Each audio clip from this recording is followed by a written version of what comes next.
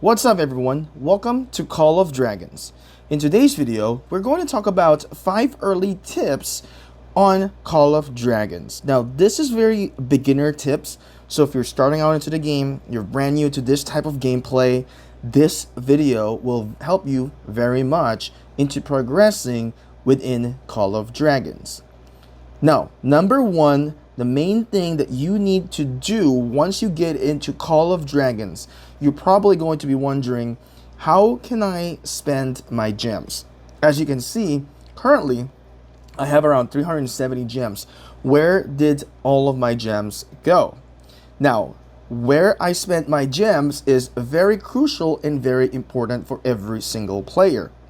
Once you have able to build the bazaar, go into the bazaar and you can actually use your gem to spend on the honor. So, as you can see here in the honor points, you can spend your gems to convert it for honor points. Now, the honor points will be giving you some exclusive buff.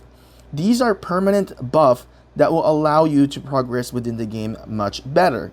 And also, there is a daily gift that you're also going to get. Now, these elite hero tokens, you are going to be using this to upgrade your hero. Now, if you progress within the game and you keep on converting your gems, or maybe you're buying packs, but if you're free to play, the only way to increase your honor is through the gem conversion. As you see, as you increase your honor level in here, or the membership level, you are going to get different buff, and then you're also going to get higher tier token. Eventually, once you've reached level 8, you can select a hero here for the gold or legendary hero. Right now, let's take a quick look into the skills. You can see I can have an exchange here for elite hero token going to Chakcha token. So that's the main purpose of the token, and that's one way for you to keep earning those tokens through the VIP. So you can also go into the store within the bazaar.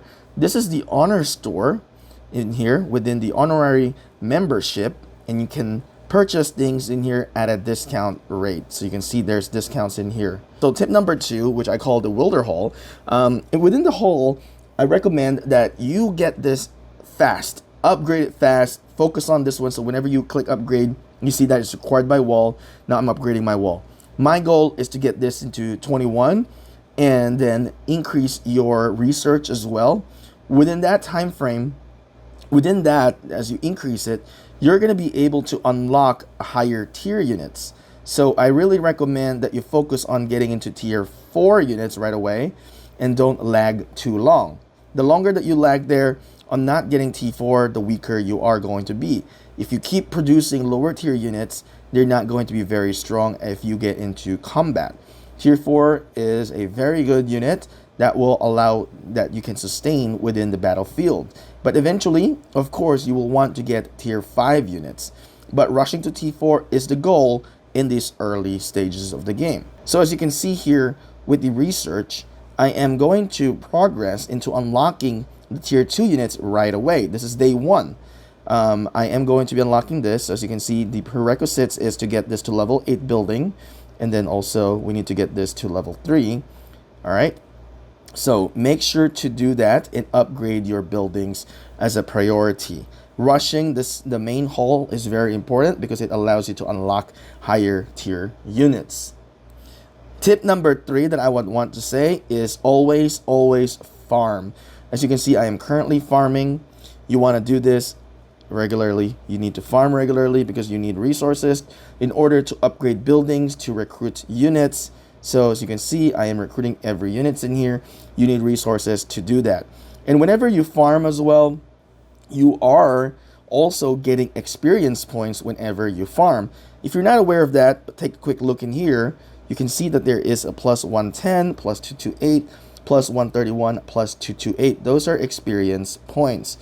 And then another thing that I would say is always consume your command points. Don't let this drain. Don't let this get full and then it's recovering throughout the night. So whenever you go to sleep, make sure to consume this into 0, then go to bed, then wake up and consume that again. I highly recommend that because whenever you defeat Darkling patrols, you are going to be getting some rewards, resources, and all these other stuff like speed ups. So make sure that you are doing the little things in here that can help you progress within the game. Now, tip number 4 here, I would say, you'll have your resources in here within the game, right? So you can see all my resources in here. I recommend that you only use this at a need basis. If you don't really need it right away, don't use them. Now, the gems is fine because this is not pillageable. These gold, wood, ore, and as well as the mana, if you consume them and somebody pillage you, if you have over the storehouse limit, you are then going to be looted. As you can see here, we are currently within the protected state with the amount of resources that I have. Make sure to read the information in here. You can see the base storage rate, resource storage rate, and that would help you out within the game. In the later run, this might not be so much importance because you are going to be stronger and players would be hesitant to pillage you. But in the early game, if you consume all of your resource tokens right away, you are going to get pillage. And just like what happened to me recently, I was also pillaged here as I've saved this battle. But luckily, there was no resources involved, so they were not able to loot any resources from me. So that's a big thing, big advice that I want to give you guys here in Call of Dragons.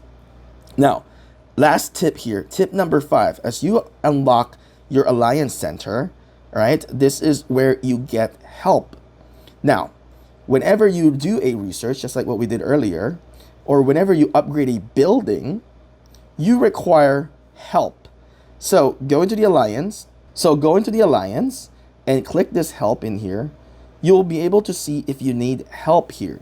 All right. So currently there's no help needed for me, but make sure to always max out your help before you decide to speed a building or to speed a research.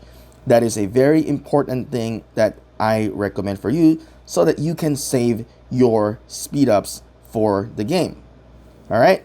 So those are the 5 tips that I want to give you for starting out here as a beginner in Call of Dragons. Good luck to you guys. We're going to still make a lot more contents here for Call of Dragons. If you like the content, consider subscribing and turn your notification on. Anyway, Call of Dragons, I'll see you guys again next time.